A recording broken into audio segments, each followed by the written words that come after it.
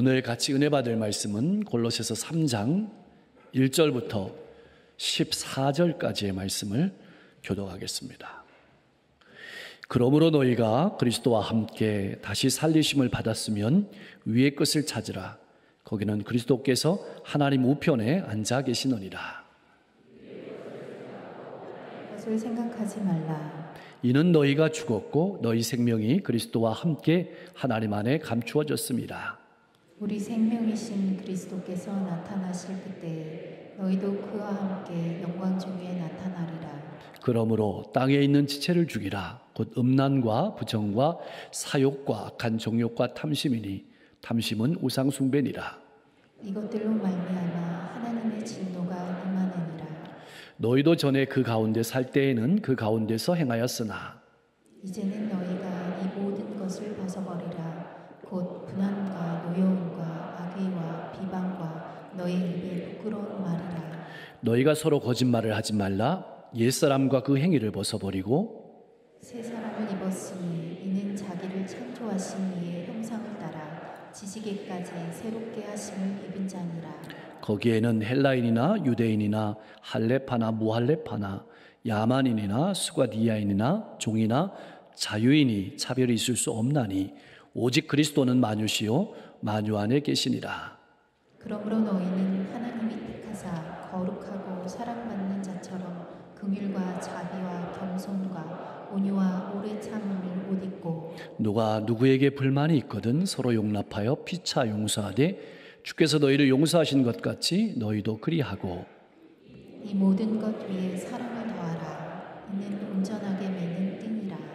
아멘. 참 궁금한 것이 있습니다. 왜 하나님께서 우리를 구원하셨으면 바로 천국에 데려가시지 우리를 이 땅에 남겨두셨을까요? 궁금하지 않습니까? 그것은 이 땅에서부터 영생의 삶을 살아보라는 것입니다. 그리고 이 세상을 살아가는 수많은 사람들에게 이 세상의 삶이 전부가 아니라 영원한 나라가 있다라는 것을 삶으로 보여주며 복음의 진리를 전하며 살아가라고 우리를 이 땅에 남겨두신 겁니다. 영생의 삶은 우리가 예수님을 나의 구주로 믿고 그 은혜로 구원을 받았을 때 이미 시작된 것입니다. 우리는 누구나 주님께서 다시 오실 그날을 바라보고 있습니다. 그러나 그때까지 우리가 가만히 앉아서 멀뚱멀뚱 하늘만 쳐다보거나 말로만 꿈을 꾸는 그런 삶을 살아가기를 하나님은 원하지 않으십니다. 지금 이 땅에서 주님을 본받는 삶을 그리스도인으로서의 새로운 삶을 살아가기를 원하시는 겁니다. 한마디로 말하면 하늘나라 시민으로서 하늘의 백성으로서 이 세상과 이 시대를 바라보고 영생의 삶을 살아가라고 도전하는 말씀입니다. 너희는 천국 백성으로 구별된 삶을 살아가야 한다. 그렇게 말씀하시는 겁니다. 1절 말씀에 보면 그러므로 너희가 그리스도와 함께 다시 살리심을 받았으면 이라는 말씀은 우리 믿는 사람의 정체성이 무엇인지 그것을 분명하게 말해주고 있습니다. 우리는 주님과 함께 죽었습니다. 그리고 예수와 함께 다시 살리심을 받은 사람입니다. 우리가 받은 이 생명은 예수의 생명입니다. 예수의 생명을 가지고 하나님을 사랑하고 내 이웃을 내 몸같이 사랑하며 살아가는 사람이 바로 그리스도인입니다. 오늘 이 시대를 살아가는 그리스도인의 아픔은 구원은 예수로 받았는데 살아가는 것은 예수로 살아가지 않는 것입니다. 아마 많은 분들이 속으로 이렇게 말할 수 있습니다. 나를 구원해 주시니 감사합니다. 그러나 살아가는 것은 내 편한 대로 내 뜻대로 살아가겠습니다. 본문은 이렇게 살아가는 그리스도인들을 향해서 도전하는 말씀입니다. 예수로 구원을 받았으면 살아가는 것도 예수로 살아가라. 사랑하는 성도 여러분, 나는 무엇으로 살아가고 있습니까? 예수로 살아갑니까? 내 힘으로 살아갑니까? 예수의 생명을 가지고 살아가는 그리스도인의 정체성은 위의 것을 찾는 사람입니다. 여기서 위라는 말은 단순히 방향만 가리키는 것이 아닙니다. 그것은 하나님의 뜻을 향한 방향을 가리키는 겁니다. 그러므로 우리가 이 땅을 살아갈 때 하나님의 나라와 그 뜻을 먼저 생각하라는 것입니다.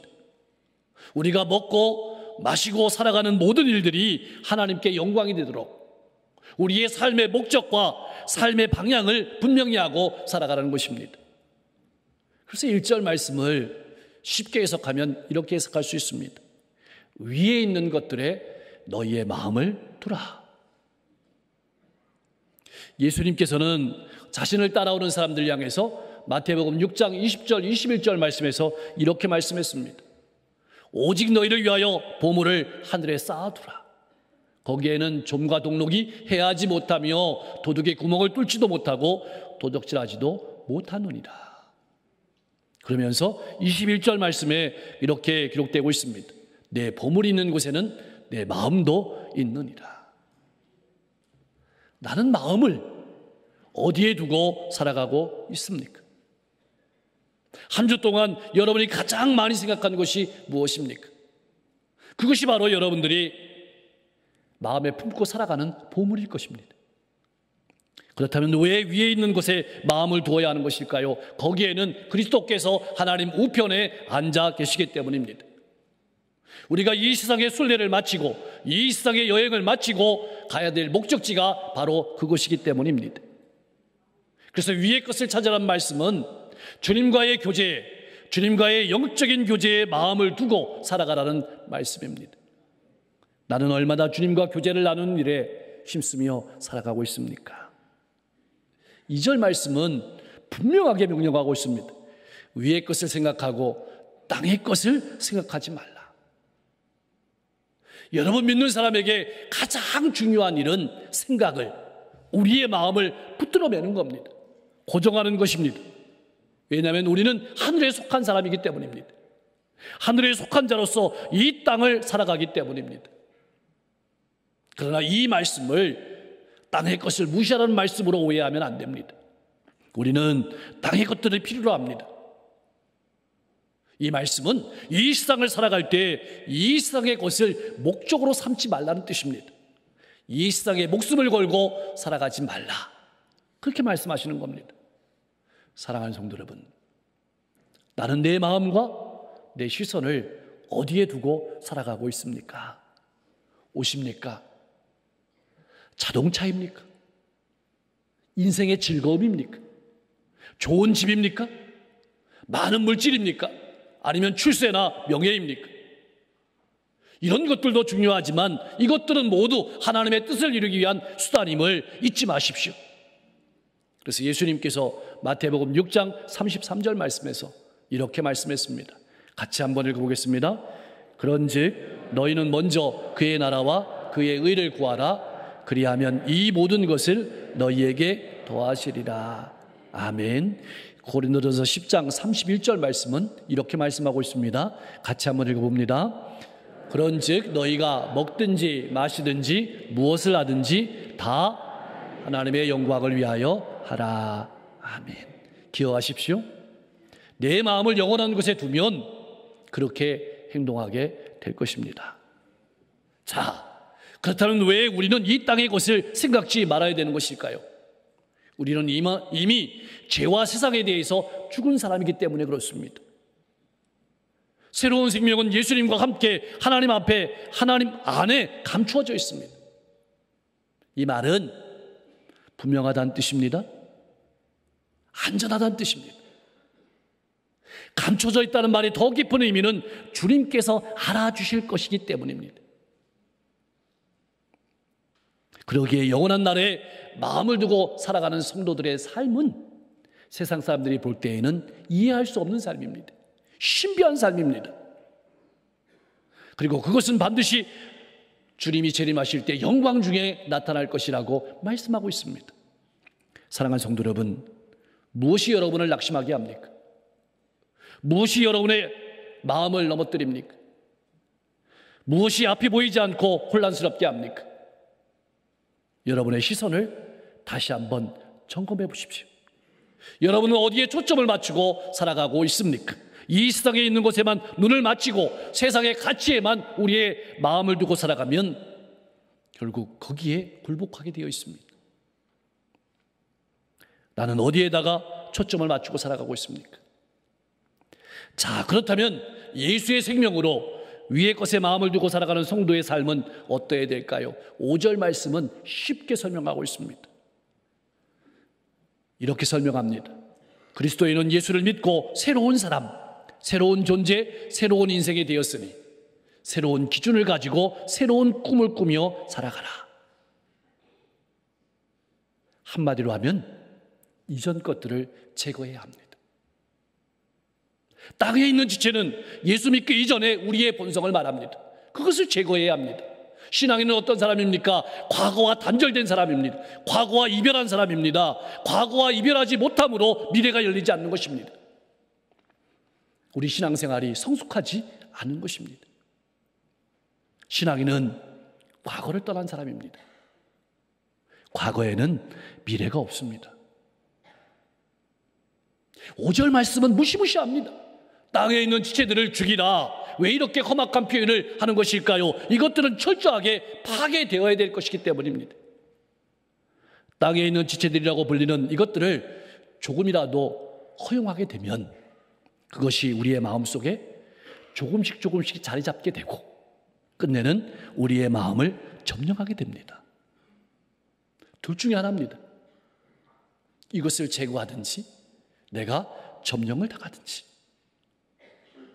그래서 죽이라는 말은 결단하라는 뜻입니다.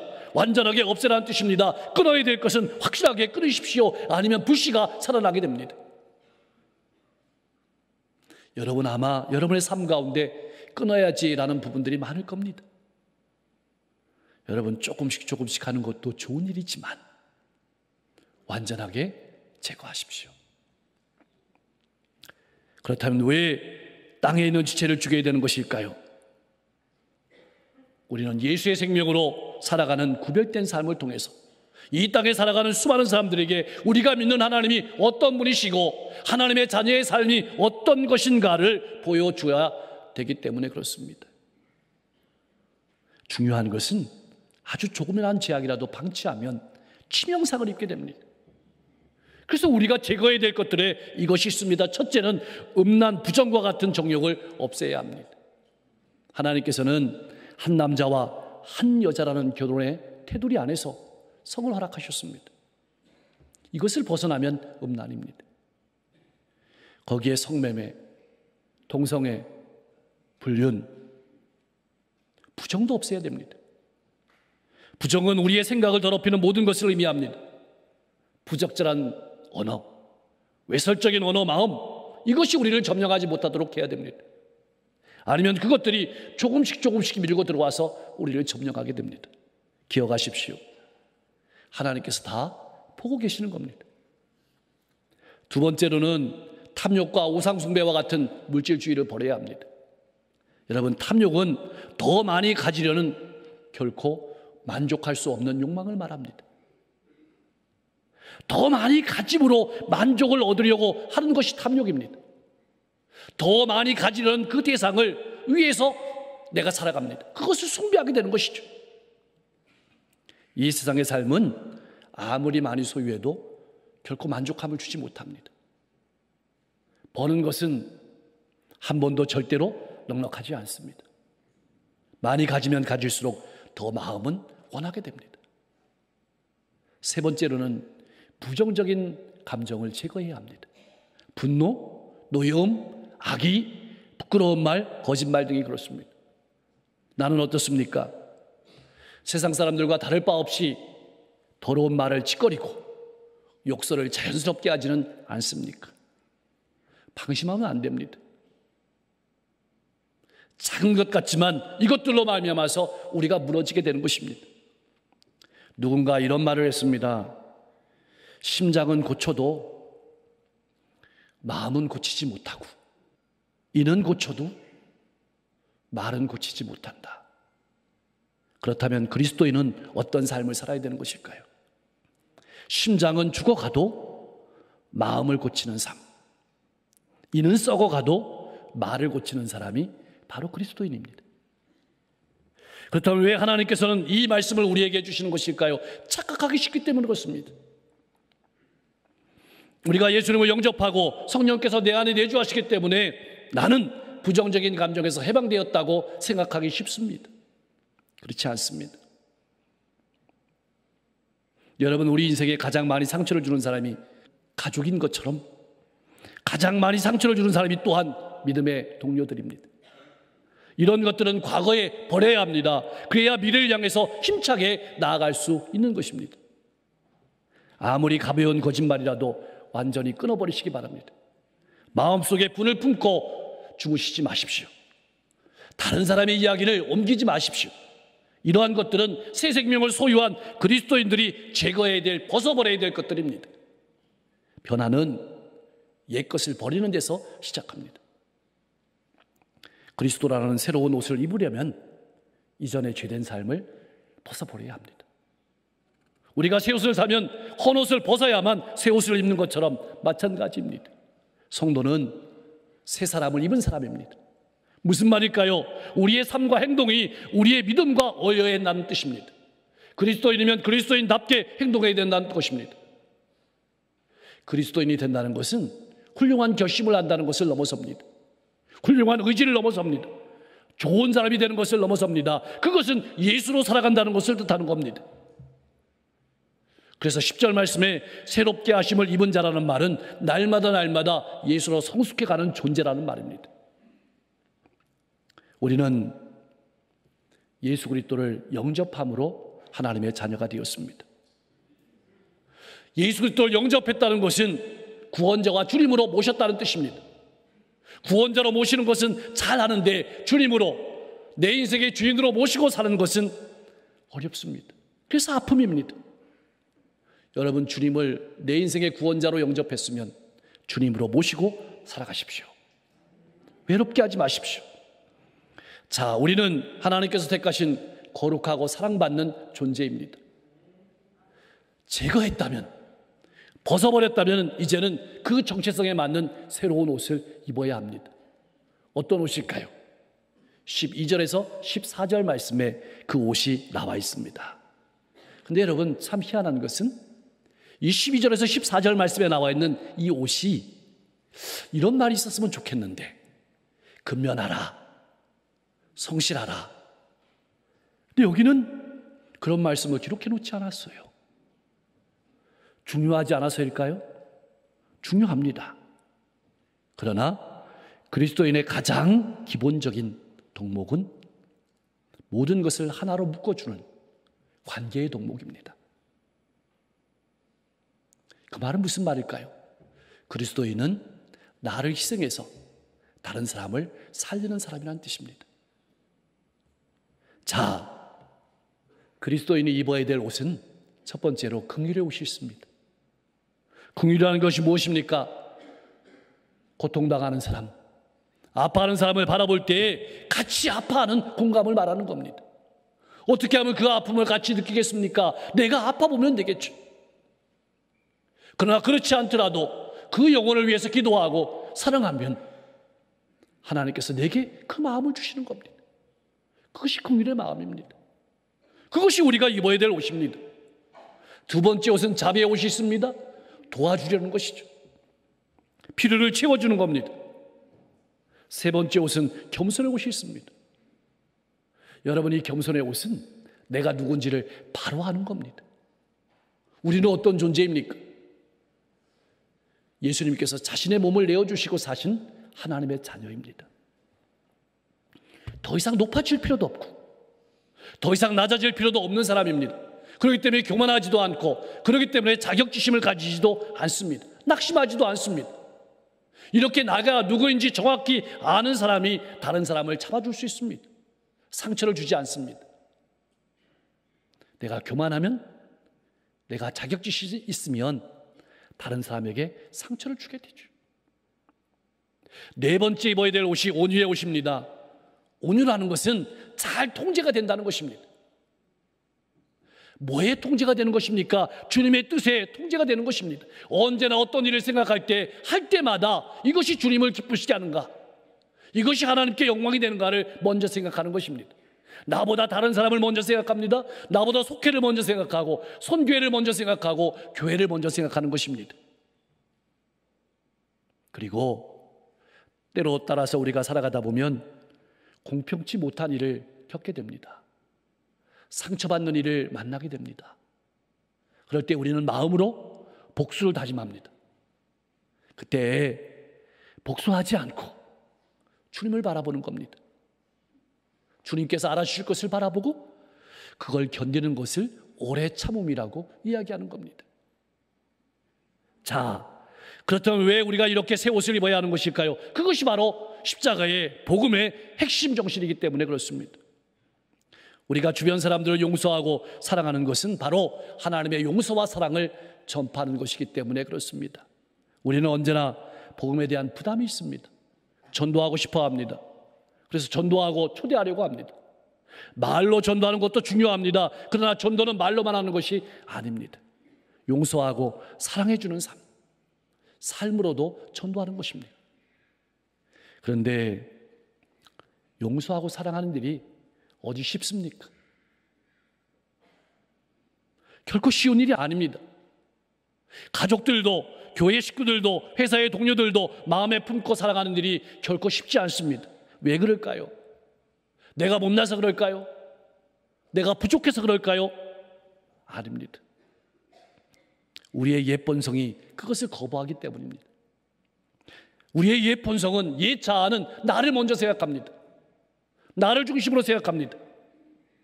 그렇다면 어떻게 해야 될까요? 용서와 사랑을 결심하고 주님께 나 자신을 내어드리는 겁니다. 그러면 주님께서 내 마음을 만지십니다. 내 생각을 만지십니다. 용서할 수 있는 마음, 사랑할 수 있는 마음, 그 사람을 향해 걸어갈 수 있는 마음, 교제할 수 있는 능력을 주시는 겁니다.